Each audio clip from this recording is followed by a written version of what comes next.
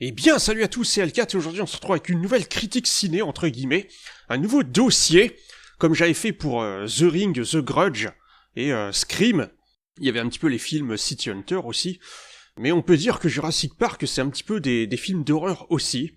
Il y a un petit aspect comme ça en tout cas, un espèce d'aspect film catastrophe, puisque aujourd'hui je vais vous parler des 6 films, entre guillemets, Jurassic Park et Jurassic World. Il y en a eu 3 chacun.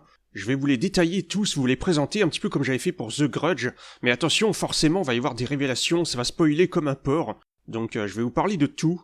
Du premier film sorti en 1993, et oui, c'est assez hallucinant quand même, donc ça fait presque 30 ans, c'est un petit peu pour fêter ça, entre guillemets, mais aussi la sortie des 6 films, parce qu'il est probable qu'il n'y en aura plus d'autres, parce que c'est quand même des films emblématiques, qui font partie de mes films préférés. Déjà, qu'est-ce que c'est que la naissance de ce film ?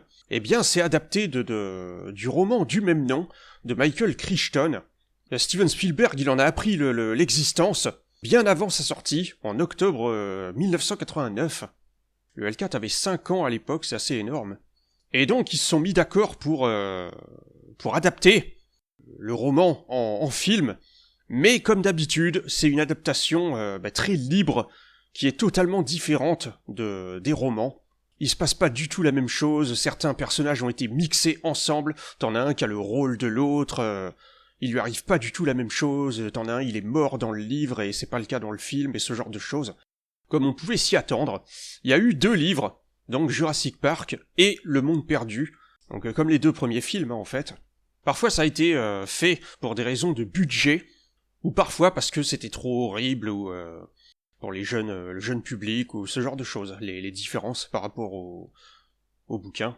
Donc l'idée, c'est que ce premier film de Jurassic Park, il introduit quasiment tout, tout ce qui sera récurrent, limite dans les 5 autres films, ça arrive sans arrêt, faut croire, soit par fanservice, ou surtout pour ça en fait, ou autre.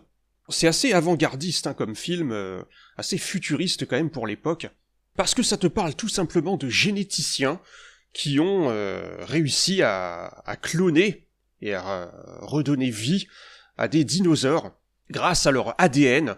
Fondamentalement, ce qu'ils expliquent, c'est vrai, mais dans les faits, on est incapable de le reproduire. Dans la réalité, il y a un moment où on parlait de recréer le mammouth, parce que ça stagne, en fait, depuis Dolly, un mouton. Et ce qui est dingue, c'est que ça a été en 1996, donc 3 ans après Jurassic Park. Après, il y en a eu d'autres, mais c'est que des animaux existants, comme des cochons, des chevaux, des singes, etc. Donc, en théorie, c'est exact, le fait que si tu connais l'intégralité du code ADN d'un animal, eh ben tu peux le reproduire. Mais dans la réalité, l'ADN qu'on a dans les moustiques, parce que les moustiques, ça existait déjà à l'époque du Crétacé, normalement, mais pas à l'époque du Trias, et du Jurassique, allez savoir. Mais dans Jurassic Park, il y a beaucoup d'incohérences. Il y a beaucoup si tu veux faire ton nerd scientifique, t'as énormément de choses dans chaque film à redire, et c'est vrai. Mais ça peut toujours s'expliquer par des retournements, des situations. Des fois, ils essayent de l'expliquer, c'est assez énorme, 20 ans plus tard, dans Jurassic World notamment. Mais les moustiques, t'as quand même des créatures du Trias qui sont quand même présents. Donc ça ne devrait pas être possible. Et de toute façon, c'est vraiment surréaliste, parce que tu peux pas avoir des moustiques qui ont piqué toutes les espèces de dinosaures et qui se sont tous retrouvés fossilisés dans de l'ambre. Ils se sont retrouvés prisonniers et des millions d'années plus tard, tu les retrouves, t'extrais leur sang et voilà, et tu combles les trous avec de l'ADN de grenouille ou ce genre de truc. C'est ce qu'il nous explique dans le film. Et donc très vite, John Hammond, il est responsable de ça, c'est un riche entrepreneur, entre guillemets. Il a mis ça au point, et donc il a le projet d'en faire un parc animalier, une attraction, pour le montrer au monde. Et évidemment, ça va attirer la convoitise de certaines personnes.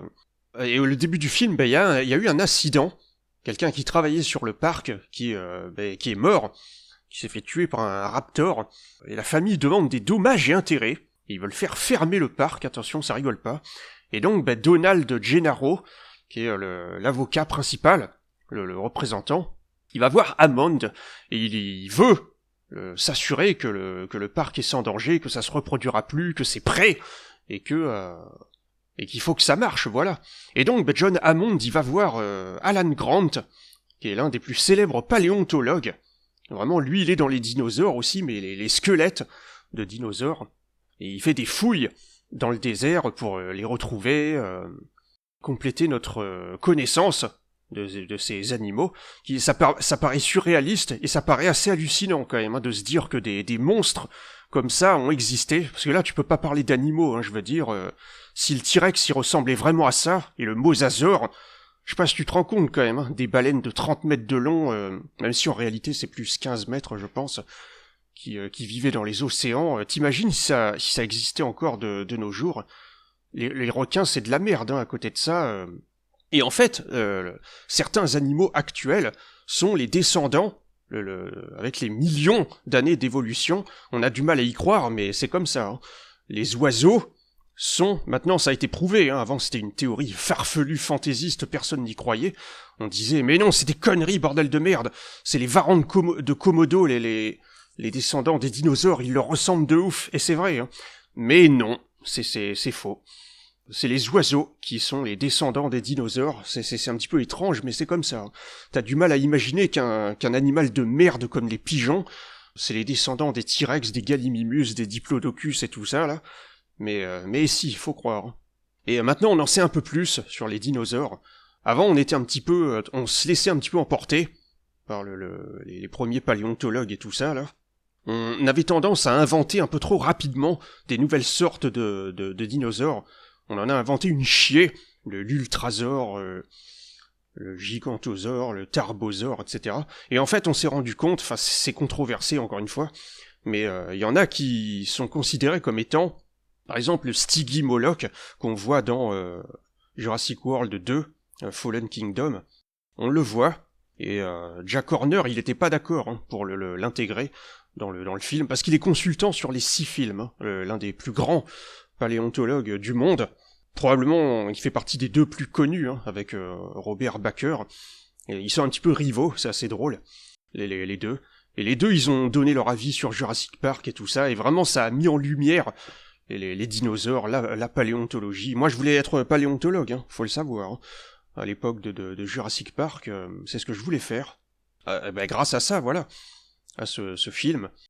Et clairement, Jurassic Park, le premier, c'est l'un de mes films préférés, et peut-être même le préféré, mais c'est sujet à débat, parce qu'ils sont tellement différents entre eux. Tu vas pas comparer un film d'action catastrophe à un film à l'eau de rose, entre guillemets, quoique. Mais voilà, c'est un long débat, mais ce qui est sûr, c'est que c'est l'un de mes films préférés, ce premier Jurassic Park. Et pourquoi ? Parce que j'adore les dinosaures, voilà. J'étais à fond dedans. À l'époque, c'est comme les pirates, c'est exactement la même chose. Il y avait plein d'œuvres qui en parlaient. À la télé, c'était partout. T'avais un épisode de Razmoket sur ça, t'avais Tintin, le secret de la licorne, t'avais Peter Pan de Disney, t'avais Peter Pan de Saban, un autre avec le capitaine Crochet qui était blond, t'avais l'île au trésor avec les animaux, les chiens vivants et tout ça, là. Le dessin animé, t'avais plein de trucs qui en parlaient, il y a un épisode de Creepshow, etc. Et les dinosaures, c'est un petit peu la même chose. À l'époque de Jurassic Park, t'avais le E égale M6 avec Mac Lesguy et Caroline Avon. Ils allaient interviewer Eric Buffetot, c'est assez énorme. Lui, c'est l'équivalent français de Jack Horner et Robert Baker. Oui, donc Jack Horner, il était pas d'accord pour mettre le Stygimoloch dans Jurassic World 2, parce que pour lui, les ossements qu'on a retrouvés, c'est le Pachycephalosaurus, en fait. Un dinosaure de la même famille. Il y en a vraiment de plein de sortes différentes. T'as les sauropodes, comme les Diplodocus brachiosaurus, les dinosaures gigantesques avec un long cou. T'as les Deinonychus-like, donc comme les raptors, et etc. Et donc, faut savoir qu'en termes de succès, en termes de films qui ont rapporté le plus, sur les 6 films, t'en as 4 qui sont dans les 50 premiers. Les 3 Jurassic World, et le premier Jurassic Park, qui est 42e, alors que Jurassic World, premier du nom, est 7e, avec 1,671 milliards de dollars récupérés. Le premier, c'est Avatar, avec 2,922. Et sans surprise, le premier Jurassic Park, c'est le film qui a rapporté le plus de l'année 1993. Donc oui, encore une fois, c'était l'effervescence. Et moi, j'avais à l'époque, il y avait énormément de choses sur les dinosaures. Et moi, j'avais les classeurs et les dinosaures magazines. Je sais plus si ça s'appelait comme ça. Mais j'avais des bouquins qui en parlaient. C'est pour ça que j'en sais autant sur les dinosaures. J'en connais beaucoup. C'est parce que il y avait énormément de choses, quoi. Il y avait Dinotopia, il y avait je sais pas combien de reportages à la télé, surtout après Jurassic Park, ou en même temps. Ça a vraiment fait l'effervescence, encore une fois. Même un petit peu avant, t'avais les bouquins qui t'expliquaient les dinosaures, leur taille, leur look hypothétique. J'avais des classeurs remplis, entiers de fiches, et les dinosaures magazines, où c'est par Atlas, entre guillemets. T'avais le premier à 1€, et après ça augmentait, tout ça, ça continue de nos jours, sur d'autres thèmes. Et à chaque numéro, t'avais une pièce du squelette du T-Rex, qu'il fallait... je les avais tous, il me semble, je l'avais monté, qu'il fallait collectionner. Ils brillaient dans le noir, c'était assez énorme. T'avais même la peau après, mais je l'avais pas. Et donc, comment ils ont fait pour reproduire ça à l'écran? C'est avec des animatroniques, hein, des statues, des espèces de figurines géantes qui peuvent bouger un petit peu, et des effets spéciaux par CGI, par ordinateur, en mode cinématique PlayStation 3, entre guillemets. Et c'est bluffant, hein, vraiment, ils sont super bien faits, et ils sont impressionnants, et on s'y croit, voilà. Mais dans les premiers films Jurassic Park, on les voit pas beaucoup, parce que manifestement ça coûtait trop cher, c'était pour des raisons de budget, il fallait les mettre à l'écran le moins longtemps possible. Ça vous rappelle quelque chose, hein, un autre film de Spielberg, le Jaws évidemment, avec le requin, les dents de la mer, c'est pareil, hein, on le voit très peu. Et donc justement ça donne un cachet au film, à ce tout premier, c'est pour ça qu'il est aussi autant apprécié, et considéré comme le meilleur, dont moi aussi, hein, pour moi le premier c'est le meilleur, parce que il y avait tout dès le début, et tu comprends tout, les motivations des personnages, pourquoi ils font ça, la mise en scène, la musique, avec le thème emblématique, hein, qui était présent dès le début, de John Williams, faut croire. Et donc, du fait qu'on les voit pas beaucoup, tout est misé sur l'ambiance, des feuilles qui bougent, on se demande si c'est lui, si c'est pas lui, et en fait, c'est une succession, limite à chaque apparition des dinosaures, c'est emblématique, parce que c'est un contexte particulier, un truc où tu t'en souviens, comme les jeeps, avec l'orage, avec le T-Rex évidemment, hein, c'est pas, il est juste là, il tue tout le monde. Même si clairement Jurassic Park, ça a lancé entre guillemets la mode des films catastrophes, où tu sais, t'as des animaux, comme Anaconda, ou Sharknado, où vraiment t'as des films, s'il n'y avait pas eu Jurassic Park, ils auraient jamais existé, hein, ils ont repris le même concept, t'as une équipe de 5 ou 6 personnes, un petit peu comme Predator, même si c'est plus Alien et Predator qui ont créé ce truc, mais ceux qui l'ont un petit peu poussé, révolutionné, relancé, un petit peu comme Devil May Cry avec les beat'em all, c'est Jurassic Park, hein, où t'as une équipe de 5 ou 6 personnes et ils crèvent tous les uns après les autres, ils se font bouffer. Et donc, autant le T-Rex, il est très fidèle par rapport à ce qu'il était vraiment, et c'est vraiment l'un des dinosaures les plus connus du monde, si ce n'est le plus connu, a priori. Donc c'était évident qu'il y soit. Il y avait le dessin animé Le Petit Dinosaure, hein, aussi, il y avait Petit Pied, Serra, etc. C'était à peu près à la même période, hein, ça aussi. Avec dents tranchantes, voilà, c'est lui. Et autant il est fidèle, je pense, avec ses tout petits bras, tout ça, mais autant le lion de l'époque, on serait tenté de dire, mais autant les vélociraptors, c'est pas du tout logique, hein, ils ressemblent pas du tout à ça. Hein. Normalement, ils sont tout petits, ils font 50 cm de haut, là ils font 2 mètres, hein. Normalement c'est les Deinonychus qui sont comme ça, mais Spielberg il l'a fait exprès, hein, c'était pas assez vendeur, pas assez... non c'est Crichton, donc Spielberg l'a repris, c'était pas assez vendeur, pas assez percutant, pas assez agrou-grou, méchant, donc c'est pour ça il a pris Vélociraptor, en toute connaissance de cause je suppose. Mais sinon c'est pareil, hein, le coup de la griffe, l'intelligence, mais normalement ils ont des plumes, voilà, maintenant on le sait, hein, ils ressemblaient beaucoup à des oiseaux, alors que là non, ils en ont pas du tout. Et ce qui est marrant c'est que tu peux l'expliquer avec le fait que leurs génomes sont incomplets, voilà, que leur code ADN a été bouché par de l'ADN comblé avec de l'ADN de grenouille, et que donc c'est pour ça Voilà, qui sont comme ça, avec des écailles, aucune plume, et c'est expliqué dans Jurassic World, hein, en une seule phrase, par un certain perso, mais tu te dis, oui, bon, d'accord, vous retombez sur vos pattes, tout ça, c'est assez drôle, mais ça explique pas le fait qu'ils font 2 mètres au lieu de 50 centimètres. Donc là, au cas où vous l'auriez pas encore compris, on parle de... Monsieur Eddy, nous parlons des rollers. Non, nous parlons du tout premier film, Jurassic Park, et aussi la généralité, la genèse du film, le contexte, etc. En fait, à la fin du film, ça devait pas du tout se passer comme ça. Hein. C'est récurrent, c'est quasiment systématique dans tous les films de la série, que ce soit Park ou World. Et non pas Park, le nom de famille coréen, très répandu. C'est et comme Moon, c'est un petit peu la même chose. Eh bien, non. À l'origine, il y a toujours des scènes, un premier ending qui est imaginé comme ça, et qui au final est changé pour la version finale, des scènes qui ont été supprimées, des trucs alternatifs, et même une version longue pour Dominion, le monde d'après, le Jurassic World 3. C'est celle-là que j'ai vue d'ailleurs, avec des scènes rajoutées. Et ouais, ça arrive sans arrêt. Dans le premier film Jurassic Park, à la fin, ça devait pas être le T-Rex qui arrive pour sauver la mise au héros. Et ce sera systématique après, j'ai envie de dire. Ce sera toujours comme ça, c'est ça qui est assez drôle. Au départ, les raptors, ils devaient crever d'une façon totalement différente. Ils devaient s'empaler sur les os du T-Rex, qu'il y a dans le hall d'entrée du bâtiment. Mais ça a été changé parce que Spielberg, et je suis totalement d'accord avec ça, il considérait que le T-Rex c'était autant un héros, un personnage entre guillemets à part entière, emblématique, que les autres. Et c'est vrai, on va pas se mentir, on va être clair sur un point, la star de Jurassic Park, c'est pas Alan Grant ou Owen Grady, ou Claire, c'est Rexy, c'est le T-Rex, parce que oui, il s'appelle comme ça entre guillemets, c'est le nom donné par les fans ou je sais pas quoi. Mais oui, clairement, c'est elle, on dirait, puisque normalement il y a que des femelles à Jurassic Park, mais ils vont s'apercevoir que c'est plus compliqué que ça, évidemment. Le côté on n'avait pas prévu ça. Et ta gueule c'est génétique, voilà. Là c'est plus ta gueule c'est magique, c'est TG c'est génétique. Clairement la star des films c'est le T-Rex. C'est le meilleur personnage, d'après moi.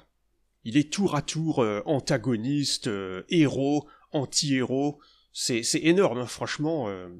Même si c'est complètement con, et c'est totalement fanservice, surtout dans Jurassic World. Mais y a rien à faire, ça marche, ça fonctionne. T'as le sourire aux lèvres et de toute façon, c'est des films grand spectacle, que tu vas le voir au cinéma, évidemment, que t'en prends plein les mirettes, et que c'est fait pour ça. C'est totalement le film grand spectacle par excellence. Je pense que c'est pas pour rien qu'encore une fois, il y en a 4 qui sont classés dans les best grossing movies, les 50 premiers. Et d'ailleurs, il me semble qu'il y avait des attractions par rapport à ça, le Futuroscope ou je sais pas quoi, Jurassic Park The Experience, avec des lunettes 3D ou je sais pas quoi, que tu mettais, t'étais plongé dedans, t'avais des sièges qui bougeaient, au rythme des pas, les pas lourds qui font trembler la terre. Il y a ça aussi, la scène du verre d'eau et des flaques d'eau, tout ça, pour rajouter de la tension. Voilà, c'est pour ça que Jurassic Park, premier du nom, c'est pour ça qu'il est aussi connu, c'est pas et aussi apprécié. C'est pas volé, c'est que vraiment c'est costaud, c'est emblématique, il y a plein de scènes de ouf, la mentalité des personnages, Ian Malcolm, tout ça, les points de vue qui s'affrontent, la rhétorique entre guillemets, est-ce qu'on doit faire ça, est-ce qu'on doit pas faire ça, il y a une forme de dénonciation, forcément, de la génétique, l'homme qui se prend pour Dieu, une sorte de message entre guillemets, la scène du brachiosaure, et ça a spawné tout un tas de merchandising comme d'habitude. Là aussi des livres, Jurassic Park, là aussi j'avais les bouquins explicatifs officiels, avec les stats des dinosaures, leur habitat, ce qu'ils bouffaient, les figurines originelles, enfin officielles, le Triceratops que j'ai pu parce qu'il a été décapité, c'est un petit peu ignoble, mais j'ai toujours le T-Rex, le Velociraptor, Dilophosaure, où t'appuyais sur leurs pattes et ils rugissaient, c'était assez énorme. Et donc, tant qu'on parle de merchandising, Évidemment, il y a eu les jeux vidéo aussi. Moi, j'en ai connu essentiellement deux, auxquels j'ai beaucoup joué. C'est celui sur Super NES et le The Lost World sur PlayStation 1, où tu pouvais incarner les dinosaures, avec leurs vrais cris et tout ça, c'était assez énorme quand même. Sensation de puissance, tout ça, et tuer les humains, être le méchant, entre guillemets. Mais dommage que les jeux actuels, ce sont surtout des jeux de gestion, type Jurassic World Evolution. T'avais aussi Tomb Raider, hein, le tout premier, où il y avait la vallée perdue, le 3e niveau, avec les raptors et le T-Rex. Dans le 2, pareil, t'avais 2 T-Rex au tout premier niveau, mais c'était un secret. Et dans le 3, pareil, t'avais T-Rex, Raptor et Compsognathus. Ce qui est énorme avec les dinos, c'est qu'ils sont tous différents. Il y en a, leur menace, c'est avec leurs cornes, d'autres, c'est avec leur queue en forme de massue, comme les ankylosaures. Et t'as les Compsognathus qui sont tout petits, ils ont l'air inoffensifs, et en fait, tu t'aperçois que pas vraiment. Et on en apprend chaque année, hein, sur les dinosaures, faut croire. Sinon, au niveau des erreurs, ou des défauts, entre guillemets, ce premier Jurassic Park, il est pas parfait, hein. Déjà, quand ils disent que le T-Rex, sa vision est basée sur le mouvement, qu'il te voit que quand tu bouges, c'est faux, hein. Le vrai, c'était pas comme ça. Sa vision était 13 fois supérieure même quand tu bouges, quand tu bouges pas, il te voit. Et sa vision était 13 fois supérieure à celle des humains, faut croire.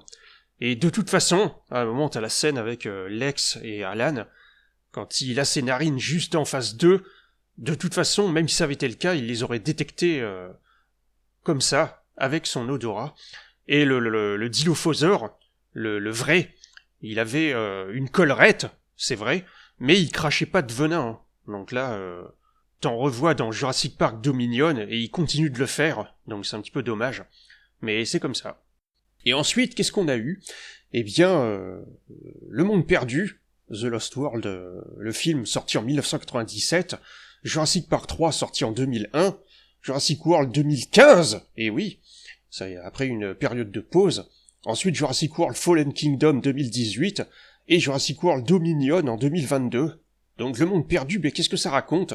Déjà ça a le même nom, The Lost World, Le Monde Perdu, qu'un roman de Arthur Conan Doyle, hein, c'est un clin d'œil par rapport à ça. Lui aussi il parlait déjà de dinosaures. Et donc 4 ans après les événements de Isla Nublar, là où il y avait le parc, un chapelet d'îles entre guillemets, on va se rendre compte qu'il y a une deuxième île, Isla Sorna, où il y a d'autres dinosaures dans leur habitat naturel, sans clôture, où ils vivent tous ensemble, et après on les amène sur Isla Nublar et tout ça, mais il y a des nouvelles sortes de dinosaures, de toute façon c'est systématique, à chaque film, c'est l'un des attraits, et l'un des intérêts, c'est pour ça que tu les regardes, tu t'attends à voir, c'est un petit peu comme Jurassic World, c'est assez drôle, Claire elle le dit à un moment, les gens veulent toujours plus de nouvelles races, tout ça, là c'est un petit peu la même chose, comme les Compsognathus, les Stégosaures, le Parasaurolophus, le gros avec la banane, Elvis. En fait, Ian Malcolm va être contacté par John Hammond pour se ressasser des vieux souvenirs. Non, mais il va se rendre compte que InGen a changé la société de Hammond a changé de propriétaire. Maintenant, c'est Ludlow, son neveu, qui a pris les rênes et il est beaucoup moins sympathique que Hammond. Les avocats sont servis d'un incident. Une fille de riche, d'une famille riche, s'est fait attaquer par des Compsognathus, et elle est blessée, et donc ils se sont servis de cette excuse pour lui retirer les rênes de InGen, et les passer à Ludlow, et lui, il veut aller sur Isla Sorna pour capturer les dinosaures, et les amener à San Diego, c'est un petit peu une idée de merde quand même, mais la ville est connue comme étant la ville des zoos, parce qu'il y a déjà le zoo de San Diego, etc., il dit l'équipe de foot des Chargers. Oui, plus maintenant. Maintenant, c'est Los Angeles qui a chopé les Chargers. Ils ont changé de ville, c'est assez drôle.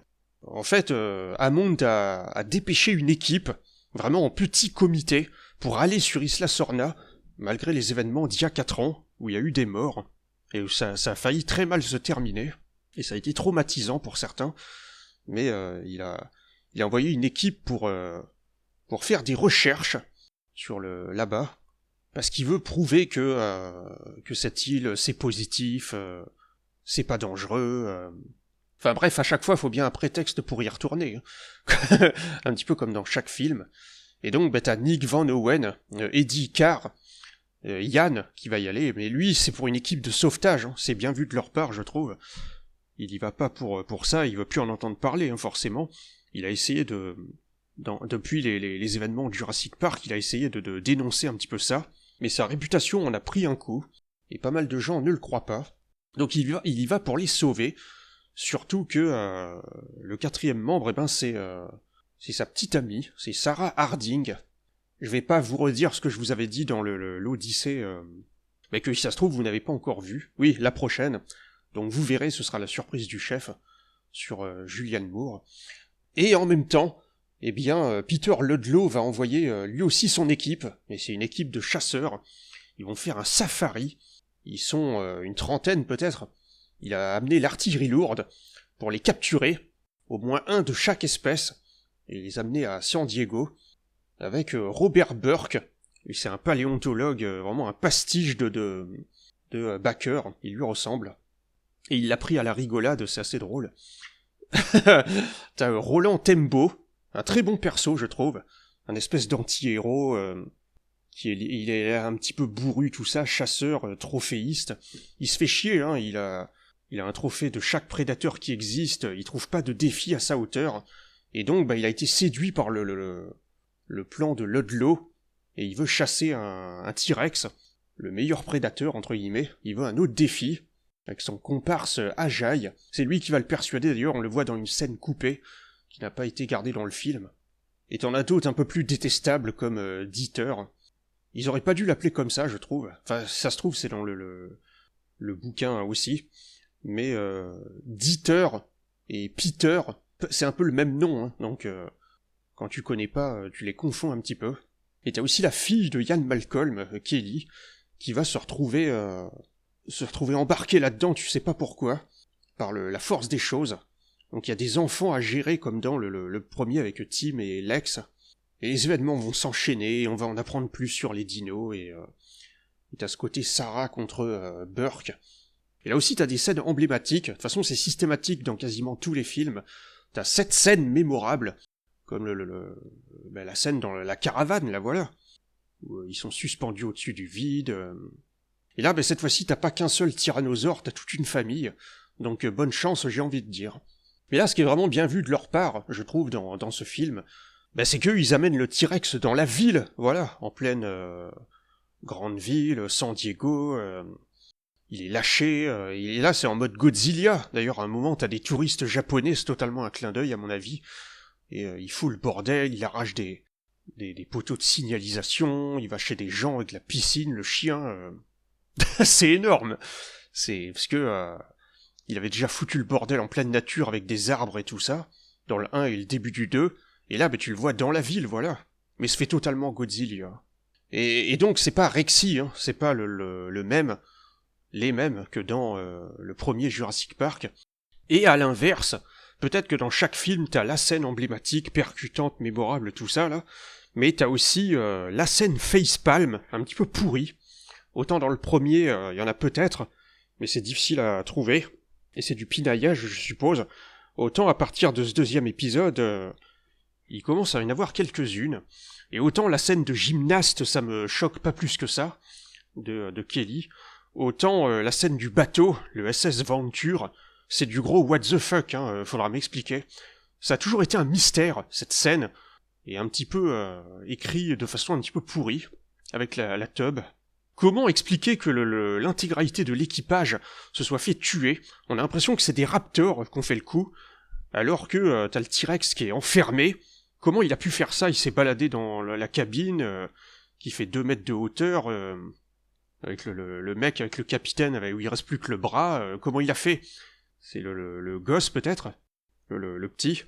Mais d'accord, mais bon, c'est un petit peu what the fuck. Normalement, ils auraient dû expliquer cette scène, mais pareil, ça a été coupé au montage, ils l'ont pas inclus dans le film, mais on aurait dû constater, normalement c'est ça, hein, c'est les 2 T-Rex, on aurait dû constater que c'est une somme, une succession d'erreurs de la part de l'équipage qui ont fait que le mec qui appuie sur le bouton, là, pour fermer la soute, et ben il s'est retrouvé comme ça, il a succombé à ses blessures, il a réussi à les enfermer. Mais ça, c'est un petit peu bizarre, quoi, t'es obligé de l'imaginer. Bon, ensuite, on passe à Jurassic Park 3, sorti en 2001, encore une fois. La suite, entre guillemets, mais qui ne dépend pas d'un bouquin de Crichton, qui est mort en 2008. Hein. Donc il aurait pu en refaire un, mais... En fait, là, c'est deux parents qui veulent retrouver leur fils Eric, qui était parti pour se payer des vacances à sensation, entre guillemets, vu qu'il aime beaucoup les dinosaures comme beaucoup de gosses. Et t'as le mec de sa mère ils étaient divorcés avec son père, qui l'emmène en hors-bord, entre guillemets, pour survoler Isla Sorna, donc l'île du deuxième épisode. Et ils veulent voir des dinosaures en hauteur, donc ils font un espèce de parachute. Sauf que ça tourne mal. Là aussi, on sait pas trop ce qui s'est passé, mais on peut le deviner. Je pense qu'ils ont été attaqués par des... Bah non, c'est con. Ils sont retenus dans la volière. Ils peuvent pas voler librement, les ptérodactyles. Il était temps de les voir, hein. Les dinosaures volants, emblématiques depuis le temps. C'est un intérêt pour ce film, où ça commençait à sentir le roussi, hein, vraiment en termes de qualité. De toute façon, autant j'aime beaucoup The Lost World, pour moi c'est le deuxième meilleur film de la série, juste après le premier. Autant ce troisième épisode c'est l'un des plus pourris, hein, j'aime pas trop. Enfin, j'aime bien parce qu'il y a le côté Alan Grant, la suite du deuxième, la suite logique entre guillemets, mais ça commençait à sentir le réchauffé, et même au niveau du box-office, tu le vois bien, hein, seulement 368 millions rapportés. Ça reste rentable, hein, mais c'est 2 fois moins que The Lost World. Les gens commençaient à se lasser, je suppose, et la formule commençait à être éculée. Là, les personnages, tout ça, ça commence à être un peu compliqué, hein, même s'il y a le retour de Alan Grant, et Ellie, qui participe pas vraiment à l'aventure, pas directement en tout cas, mais tu vois un petit peu ce qui leur est arrivé, les personnages, en sachant que Ian Malcolm aurait encore dû revenir dans cet épisode, mais l'acteur Jeff Goldblum a refusé. Il voyait pas l'intérêt pour son personnage de revenir, il savait pas trop ce qu'il foutait là, et il a un petit peu raison. Et la grosse particularité de ce film-là par rapport aux autres, c'est que le méchant principal, entre guillemets, le dinosaure principal de cet épisode, c'est le Spinosaure, hein, le dinosaure avec la collerette. D'ailleurs, il y a une scène un petit peu bateau, hein, un petit peu lourde, un petit peu lourdingue. Ça arrive très tôt et c'est assez rapide pour montrer regardez, c'est lui le meilleur, c'est lui il est mieux que le T-Rex, etc. En fait, il y a un combat contre un T-Rex dès le début où le Spinosaure, il gagne, voilà, il tue le T-Rex. Donc c'est controversé, hein, ça a fait couler beaucoup d'encre. Et c'est quoi ça, bordel de merde? Le T-Rex, il est plus emblématique que ça, va te faire foutre. mais c'est pas Rexy, hein, encore une fois. Il y a des rumeurs comme quoi ça serait le bébé du 2, mais non, il a pas la même couleur de peau, hein, il est vert, alors que le bébé il est marron. Donc je pense pas que ce soit lui, c'est un T-Rex lambda, hein, donc fuck it. Mais c'est vrai que ça fait son petit effet quand tu vois ça. D'ailleurs c'est marrant parce que dans Jurassic World, le premier, Rexy il détruit un squelette. Il passe à travers un squelette de Spinosaure. Donc c'est la vengeance 20 ans plus tard, c'est assez énorme. Alors, autre chose qu'on peut reprocher à ce troisième Jurassic Park, c'est que le côté intelligence des raptors, c'est peut-être un peu trop poussé dans ce film, comme quand ils se servent du Yudeski pour attirer les autres humains. C'est peut-être un peu trop pour le coup. Ils le tuent en lui brisant la nuque. C'est pas un humain, entre guillemets. Bon, ensuite, on passe à Jurassic World. Encore une fois, plusieurs années après une espèce de pause pour la licence. Là, ça revenait. C'est revenu pour une nouvelle trilogie, en remplaçant le parc par le World. C'est maintenant le parc est fonctionnel. La vision de John Hammond est devenue réalité, mise en place par son successeur, entre guillemets, qui s'appelle Simon Masrani. Et donc là, en toute décontraction, les gens viennent visiter le parc, et tu le vois hein, comment ça fonctionne, c'est vraiment une attraction genre Futuroscope, Disneyland, les gamins jouent avec les petits Triceratops. Donc là, t'as une toute nouvelle équipe de personnages, Claire, la responsable un petit peu entre guillemets, qui est overbookée, qui se souvient même pas des enfants de sa sœur. T'as Owen Grady, qui est qui a élevé des raptors, qui a réussi à les domestiquer, mais plus ou moins, parce que tu sens que à la moindre occasion, ils peuvent se retourner contre toi, il a un groupe, tout ça. Et évidemment, tout ne va pas se passer comme prévu. Il va y avoir un incident qui fait que la sécurité du parc va être compromise avec l'Indominus Rex. En fait, c'est un nouveau, c'est un dinosaure inventé, un dinosaure créé génétiquement, parce que, comme je vous l'avais dit plus tôt dans cette vidéo, les gens... c'est un petit peu une critique du monde actuel, il y a un parallèle par rapport à ça. Je suppose que c'est relativement bien amené, avec les gens qui en veulent toujours plus, qui achètent toujours le iPhone 13, après le 14, après le 15, tu sais, il faut toujours le dernier, même si t'as l'avant-dernier, ou les cartes graphiques GeForce, ou je sais pas quoi, tu vois, il faut toujours plus. Ben, c'est le cas avec ce bestiau. Il a été créé à partir de gènes de plusieurs animaux. On va le découvrir au fur et à mesure. C'est marrant parce que ça me fait beaucoup penser à Mighty Max, l'épisode avec le docteur Zygote, où il y avait des dinosaures là aussi. Et c'est pareil, il avait créé le Mutasaurus, un dinosaure qui n'existe pas. Je connais presque tout sur les dinosaures, et ça n'existe pas. C'est ce qu'on va voir. Voilà, ben là c'est un petit peu la même chose, c'est assez drôle. Donc il a un look particulier, des capacités particulières, mais pour le coup c'est un peu too much. Il peut se rendre invisible, cacher sa présence, chaleur corporelle, etc. Et donc évidemment que c'est de lui que va venir la menace, le danger principal, le fait de foutre le bordel, de s'enfuir. Donc voilà, il y a des bonnes idées dans ce film. Pour moi c'est le meilleur des 3 Jurassic World. Pour moi, c'est un bon retour de la licence, comme ça a été le cas avec le 1, pour moi, enfin, les parcs, pour moi, le 1, c'est le meilleur, ben là, c'est un petit peu la même chose. D'ailleurs, si je devais les classer, il y en a, c'est évident, la place que je leur donnerais, d'autres, un peu moins. Je mettrais Jurassic Park en premier, je mettrais The Lost World en deuxième. Après, je pense que je mettrais soit Jurassic Park 3, parce que c'est les années 90, c'est Alan Grant, c'était la continuité du 2, même s'il est pas ouf, et le Jurassic World en 4, ou alors en 3, et Jurassic Park 3 en 4, ensuite Dominion en 5, et Fallen Kingdom en 6ème. Donc voilà, encore une fois, t'as le côté attraction, qui est l'une des particularités aussi du film, avec le mosasaure, les espèces de boules, où t'es au milieu des dinosaures... Mais encore une fois, le gros défaut des Jurassic World, c'est qu'il y a trop de clins d'œil au Jurassic Park, et notamment au premier. Mais d'après moi, ça reste moins important, moins grave, que Star Wars épisode 7 par exemple. Tu sais, t'as ce moment où Zach et Gray, donc les 2 gamins, ils arrivent au lieu du premier Jurassic Park. Regardez, c'est le même endroit, c'est la même chose, c'est la bannière, c'est les jeeps, c'est les lunettes, etc. Parce que c'est vrai. Donc évidemment que ça fait son effet, pour moi ça marche, le fanservice qu'il y a eu dans les 3, de toute façon, et les clins d'œil. Et ce sera pas le cas avec tout le monde, je suppose.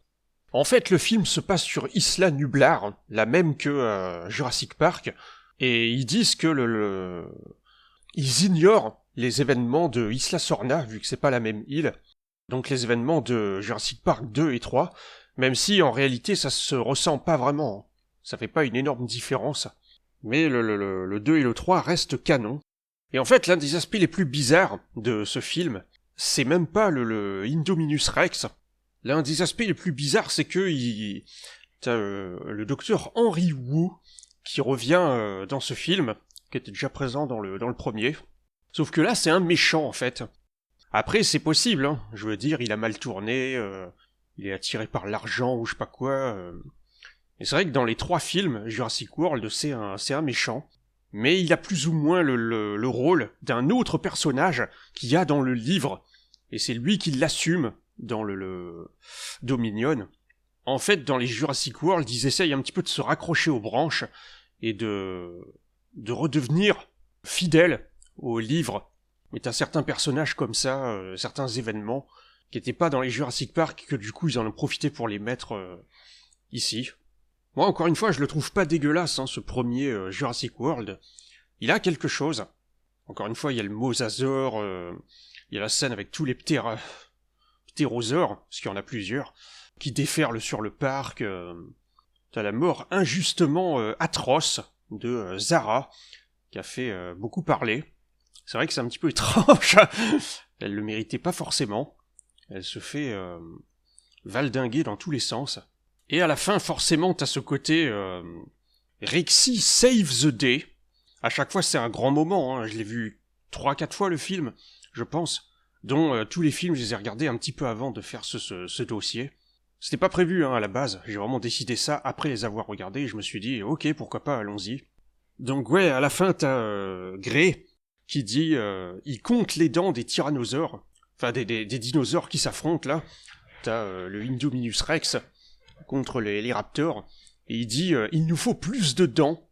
Et t'as Claire qui va devant un enclos et qui demande à un mec de l'ouvrir. Et derrière, c'est Rexy. C'est le même tyrannosaure, au cas où vous auriez pas reconnu, et vous vous posiez la question. C'est le même T-Rex que dans Jurassic Park. C'est ça qui est énorme.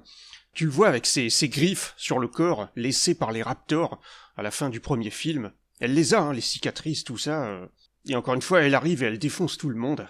C'est d'où le côté, un coup c'est un méchant, un coup c'est un antagoniste.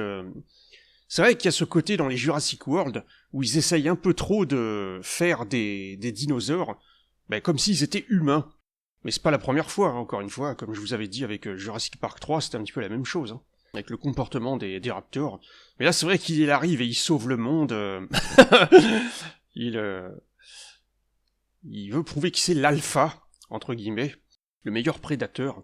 Et il arrive et il sauve les héros avec l'aide de Blue, qui est le seul raptor du coup de Owen qui survit, et le principal, qui a des taches bleues, c'est pour ça qu'il s'appelle comme ça, sur le corps. Et un coup il se retourne contre Owen, un coup il redevient son alpha, entre guillemets. J'aime bien la relation Owen et Blue. De toute façon, elle est présente dans les 3 films, Jurassic World. Et au niveau des personnages humains, qui est le plus présent dans tous les films, qui a été dans le plus, c'est Henry Wu et Ian Malcolm. Chacun, ils sont présents dans 4 films. T'as pas un seul perso qui est présent dans les 6, ça n'existe pas. Même Rexy, c'est pareil, encore une fois, c'est pareil, c'est 4, si on parle des dinosaures. Elle est présente dans les 4 sur 6, elle est pas présente dans Jurassic Park 2 et 3, encore une fois. Après, tous les dinosaures ne sont pas nommés, et encore une fois, c'est des noms non officiels, donnés par les fans, entre guillemets, qui sont un petit peu plus ou moins devenus canon, comme les Twi'lek dans Star Wars. Les 2 tyrannosaures de Jurassic Park 2, ils s'appellent Buck, le mâle, et Do, pour la femelle. Donc voilà, et finalement, c'est le mosasaure qui arrive de façon totalement surréaliste, on lui donne des requins à manger. Je pense qu'il doit être plus gros qu'il ne l'était dans la vraie vie, encore une fois. Mais c'est l'un des plus impressionnants, encore une fois, t'imagines une baleine carnivore avec des nageoires, c'est costaud. Ça fait partie des dinosaures marins les plus connus, avec l'ichthyosaure et les plésiosaures, que pour le coup on voit pas du tout dans les films. T'as des dinosaures emblématiques qui manquent dans les films. On pourrait citer le Protoceratops. C'est elle, normalement, Cera dans le petit dinosaure. Et c'est cette race-là. Et l'iguanodon, on le voit un petit peu dans les scènes supplémentaires de Dominion. Mais vraiment, il n'a pas un rôle très marquant. Et ce qui est marrant, c'est que ces 2 dinosaures, normalement, ils font partie des biscuits. Il y en a 4, il me semble, 4 ou 5, de Dinosaurus de Lu. Maintenant, c'est Lotus, c'est plus Lu. La boîte a changé. Ça, c'est pareil, c'est des trucs que je connais depuis que je suis gamin, qui existent encore, et de temps en temps, j'en prends. Ça rappelle des souvenirs, c'est assez marrant. Et j'aime bien, c'est assez bon. Bon, ensuite, on passe à Jurassic World Fallen Kingdom, sorti en 2018. C'est le seul des 3 qui n'a pas été dirigé par Colin Trevorrow, et ça se voit, il est différent des 2 autres. Il y a que très peu ce côté jungle, ce côté nature, où tu vois les personnages en forêt. Il y a un petit peu au début. Il y a une éruption, en fait, ça se passe quelques années après le premier Jurassic World, dans les événements du film, et Claire, elle a changé. Encore une fois, je sais pas si je vous l'ai dit, mais j'aime beaucoup l'évolution du personnage dans Jurassic World. Au début, elle considère même si c'est un petit peu gros, un petit peu pâteau, comment c'est amené, mais elle considère les dinosaures comme des chiffres, des attractions, des objets pour les gens. Et plus le film va avancer, plus elle va être touchée par leur sort et comprendre que c'est des êtres vivants. Ben là, elle a passé un cap, hein. Elle est allée encore plus loin, vu que là, elle a créé le front de protection des dinosaures, entre guillemets. Ça s'appelle pas vraiment comme ça, mais c'est un petit peu ça. Et il y a eu une éruption volcanique, donc, qui menace de détruire l'île, et de tous les emporter, quoi, voilà. Et là, t'as un débat, c'est relativement bien trouvé. Faut-il laisser les dinosaures mourir, ou les sauver? Voilà. Et là, évidemment, qu'il y a beaucoup de points de vue qui s'affrontent, et il y a même un caméo, entre guillemets, de Ian Malcolm. Vu son peu de temps à l'écran, on peut parler de caméo, quasiment. Et tu vas revoir certains personnages, et certains ne sont pas tous bien intentionnés, et il y a une histoire de vente aux enchères, d'armes biologiques, et donc les dinosaures, pour s'en servir comme tels, et les faire obéir, et... Donc voilà, c'est costaud, hein. T'as vu que ça n'a rien à voir avec les films précédents. Au moins, on peut lui accorder ça, au film. Et donc, il y a le Indoraptor. C'est une version miniaturisée de l'Indominus Rex, qu'ils ont encore créé une nouvelle espèce, en sachant que le personnage de Vincent D'Onofrio, donc engagé baleine dans Full Metal Jacket, il en parlait déjà, hein, dans Jurassic World. Imaginez le même miniaturisé. Et là, ils l'ont fait. Donc pourquoi pas, hein, il marche à quatre pattes, c'est la menace principale, tout ça. Donc voilà, il y a un côté manoir, ça fait beaucoup penser au manoir de Resident Evil, hein. Le manoir Spencer, et Lockwood, il fait un petit peu penser à Spencer de Resident Evil, même si c'est un gentil.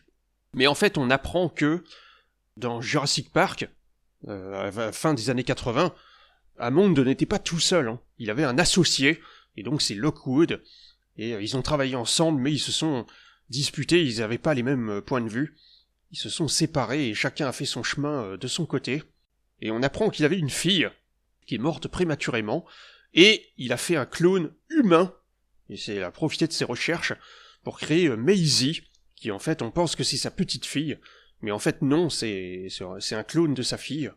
Et là, à la fin, il y a une histoire où la plupart des dinosaures qui devaient être mis aux enchères, parce que c'est pour ça que l'homme de main de Lockwood, il a engagé des mercenaires pour les récupérer, dont Claire et Owen, ils vont aller sur le Isla Nublar, avant que l'éruption ait lieu, parce que c'est imminent, mais sauf que lui, il les récupère pas pour les sauver, mais pour les mettre aux enchères, alors que Lockwood, c'est pas ça qu'il voulait. Donc c'est un petit peu ignoble, ce personnage de Ellie Mills. Et après, ils vont s'enfuir, ou presque, parce que la porte d'entrée reste ouverte, avec un gaz mortel qui se répand dans le manoir. Donc là, c'est pareil, encore une fois, choix. Tu dois appuyer sur un bouton, et Claire, elle hésite. Soit elle les libère, mais dans la nature, c'est-à-dire qu'on ne pourra pas les contrôler, ils vont se répandre partout, il y aura des morts humains. Soit tu les laisses et on s'est fait chier pour rien sur l'île. Et finalement, c'est Maisie qui va les libérer. Elle voit un parallèle avec eux. Elle aussi, elle a été créée. Et donc, à la fin du film, tous les dinosaures sont lâchés dans la nature. Et voilà, c'est la promesse du 3e film. Ils vont envahir les villes, et un petit peu comme le dinosaure de The Lost World, mais en version plus. Il y en aura plusieurs cette fois-ci. Et tu vois une confrontation T-Rex contre lion, c'est assez drôle. Les deux rois, entre guillemets, à un moment. Donc voilà, il y a des bonnes idées, si tu veux, dans ce film. Paradoxalement, ce Jurassic World Fallen Kingdom, je sais plus c'est quoi le nom en français, c'est le film, parmi tous les 6, je trouve, de mon avis, où il y a le plus d'émotions, hein, que tu ressens, le plus de côté triste, entre guillemets. Pour vous donner un exemple, mais c'est pas le seul, à la fin de l'éruption sur Isla Nublar, tu vois un brachiosaure, forcément, hein, ça n'a pas été choisi au hasard, si c'est ce dinosaure-là. En plus, s'il faut, c'est le même, hein. C'est celui-là, Je sais plus si c'est vrai ou pas, j'en sais rien. Si tu peux retrouver l'info. Ça fait forcément penser à la scène où Alan Grant et Ellie Sattler, ils arrivent dans Jurassic Park et ils tombent sur un brachiosaure. C'est le premier dinosaure qu'ils rencontrent, qu'ils voient. Et il prend la même pose là aussi, plus ou moins, quand il disparaît dans la fumée, tout ça, évidemment que c'est crève-cœur. Et c'est pas le seul moment, encore une fois, t'as d'autres moments émotions comme ça, où d'habitude t'en as pas trop dans les autres films. Mais là, clairement, oui, c'est un petit peu tire-larme, ce Fallen Kingdom. Donc on peut lui ajouter ça. Et c'est celui que j'aime le moins. C'est plus par rapport à la deuxième partie du film, que j'ai moins aimé. Et j'ai trouvé que ça dégageait pas grand-chose. Mais il y a des bonnes idées, hein, encore une fois. Et au moins c'est différent des autres.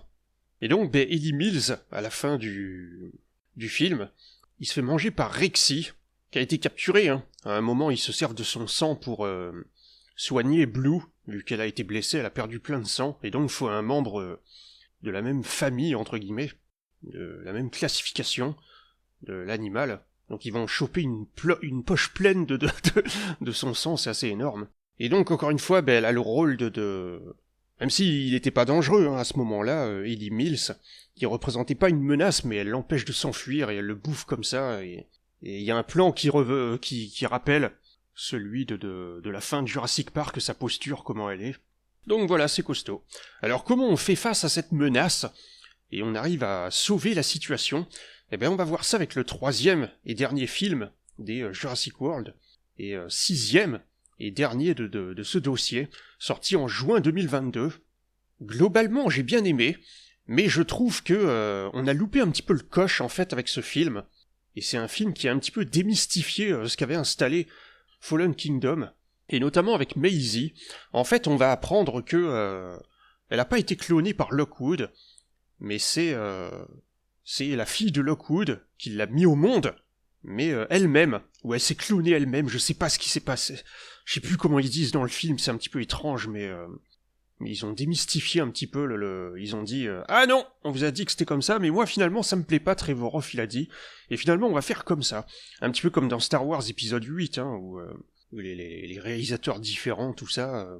En fait, Owen et Claire, ils ont plus ou moins adopté Maisie, ils vivent avec elle, mais les petites filles, ça grandit vite, et elle est devenue adolescente, elle est en crise, elle veut savoir qui elle est. Et t'as une autre organisation qui la recherche parce qu'elle a un génome, un ADN particulier, spécial, et donc ils veulent l'utiliser pour arriver à leur fin. Et en parallèle de tout ça, t'as une menace qui sort de nulle part, vraiment, ça fait penser à la Bible, hein, évidemment. T'as des sauterelles géantes, tu sais pas ce qu'elles foutent là, comment elles sont arrivées là, et j'ai trouvé ça un petit peu bizarre, cette histoire de sauterelles. Ça vole un petit peu la vedette aux dinosaures. Tu regardes pas un film Jurassic Park pour voir des sauterelles, hein, j'ai envie de dire. Mais pourquoi pas, ça varie un petit peu le scénario et ça fait que certains personnages vont se retrouver impliqués, confrontés aux dinosaures, de façon différente par rapport à Jurassic Park 2, 3. Ça leur fait une autre raison d'y aller. Ça permet essentiellement ça, hein, pour le coup. Mais tu sens que s'ils en arrivent à utiliser des sauterelles pour arriver à se renouveler dans un film de dinosaures, tu sens que malheureusement, la licence arrive à son terme, c'est un petit peu dommage, je dois dire.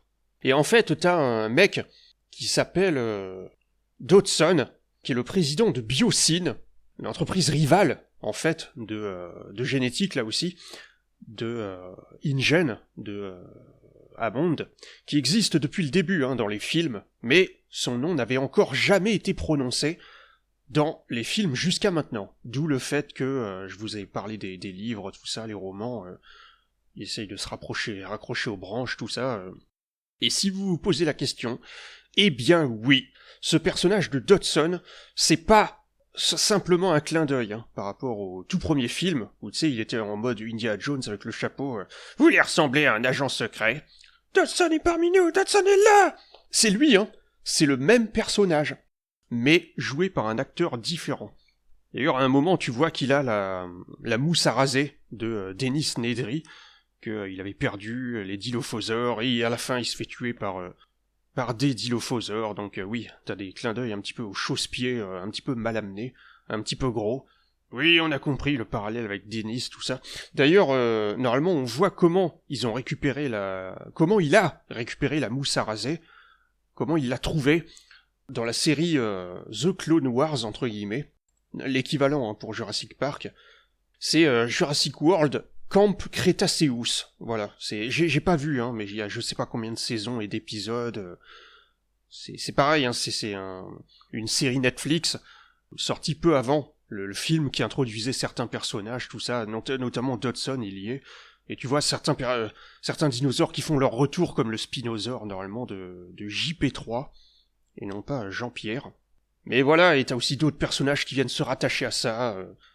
T'as Ellie, donc les trois personnages, le cast original, de Ellie, Alan Grant et Ian Malcolm, les trois sont présents et ont des rôles assez importants. Ils font leur retour, c'était la promesse de ce film. Évidemment que c'est très fanservice et il y a ces moments d'émotion et qui fonctionnera ou pas, encore une fois, avec vous.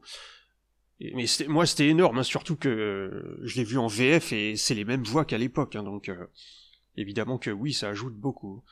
Donc c'est Ellie qui vient voir Alan avec un spécimen de sauterelle et elle lui demande son aide pour capturer un spécimen dans Biocine pour voir si ça vient de eux, que c'est eux qui ont lâché les sauterelles pour engranger de la thune. C'est un petit peu bizarre quand même, pourquoi ils auraient fait ça? On s'en fout des sauterelles, pourquoi et à quoi ça leur sert? J'ai pas trop compris, pour tout vous avouer. Mais oui, c'est Biocine parce que les sauterelles s'attaquent à toutes les cultures, sauf celles qui ont été traitées avec des produits Biocine. Donc là aussi, c'est un petit peu étrange. C'est une espèce de signature. Donc c'est un petit peu bizarrement amené là aussi. Mais voilà, t'as aussi Kayla Watts, une très belle femme, qui une espèce de pilote un petit peu Baltier dans FF12, tu sais. C'est un petit peu la même chose, mais elle sert pas à grand chose, malheureusement, c'est un petit peu dommage. Il y avait du potentiel. Et Ramsey, que au début on sait pas trop où il se trouve, qu'est-ce qu'il va nous faire. Ah, lui ça va être le vrai méchant du jeu, du film. Ou lui il va faire ci, il va faire ça. Mais ouais, on est un petit peu le cul entre deux chaises avec ce film. Tu sens que ça a été écrit un petit peu avec la teub, il savait pas trop où aller.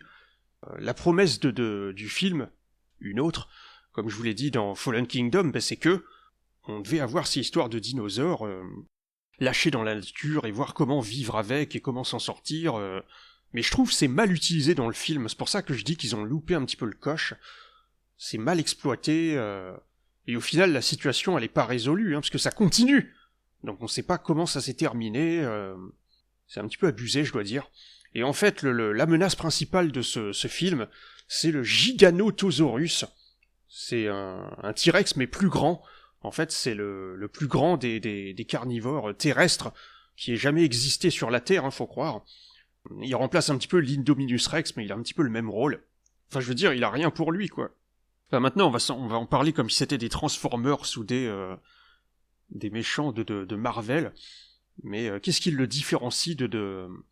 C'est juste un T-Rex plus grand, entre guillemets. Mais son look est différent, il a des pointes, des oreilles pointues, ou je sais pas quoi... Et à la fin, comme je vous avais dit précédemment, malheureusement à la fin ça fait un petit peu doublon par rapport à Jurassic World, parce que c'est encore Rexy qui se bat contre lui, et qu'il arrive à le tuer, mais avec le Therizinosaurus.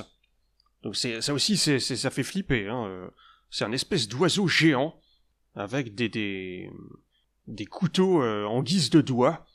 Quand tu te dis que ce genre de truc existait, encore une fois, ça fout un petit peu la trouille. Donc c'est sûr, c'est différent, le machin. Et il arrive à le tuer grâce à son aide. Il s'empale dessus, et après il se quitte. C'est bizarre, Des fois ça ressemble à Godzilla. Mais pourquoi pas. Ça peut être possible, tu sais quoi. Que des animaux se comportent comme ça. Des dinosaures, ils se seraient vraiment comportés comme ça en réalité. À la fin du film, on voit 3 T-Rex ensemble, t'en as un à gauche et 2 à droite, qui se disent bonjour entre guillemets. C'est celui du premier épisode, qui est de premier Jurassic Park à gauche, avec le père et la mère de The Lost World. Donc ça c'est assez énorme quand même de les voir ensemble. Donc tu vois bien que ça ignore pas les événements des des 2 premiers Jurassic Park, s'ils y sont. Bon ben voilà, je pense que c'est la fin de ce dossier sur la série Jurassic Park. Je pense vous avoir parlé de pas mal de choses, et il est probable que vous avez appris des trucs en regardant cette vidéo. Il ne me reste plus qu'à vous dire que il ne faut pas regarder les vidéos de Halluciné, de faux raccords, avec Michel et Michel. Une perche dans le champ, un figurant, rien ne m'échappe. Parce qu'ils en ont fait sur les Jurassic Park. C'est une émission en faux raccord, ça parle des erreurs et des gaffes, des incohérences qu'il peut y avoir dans les films, et des trucs techniques que tu vois, et qui sont pas censés apparaître à l'écran. Et le problème, c'est qu'une fois que t'as regardé ces vidéos, tu vois plus que ça, quand tu regardes les films après. Donc c'est assez ignoble, quand même, notamment sur le premier, Jurassic Park. Alors que les erreurs, elles existaient, je veux dire, elles étaient présentes, elles étaient là, avant que tu regardes, qu'on te le pointe, qu'on te l'indique, qu'on te le dise. Mais c'est comme si tu les voyais pas, quoi. C'est comme si elles existaient pas. Donc c'est ça qui est assez drôle. Donc c'est pour ça que je vais pas vous en parler pour ne pas vous gâcher le truc. Parce que sinon ça va faire comme moi. Bon écoutez, merci à vous d'avoir regardé cette vidéo tout en folie. On se retrouve une prochaine fois pour de nouvelles critiques ciné, ou de nouvelles vidéos diverses et variées. Encore une fois, Jurassic Park, d'après moi, une grande série. Il faut au moins voir le premier, pour voir de quoi il en retourne. Bon ben voilà, c'était L4, j'espère que vous avez apprécié cette vidéo, et si c'est le cas, je vous dis à la prochaine. Allez, ciao les amis.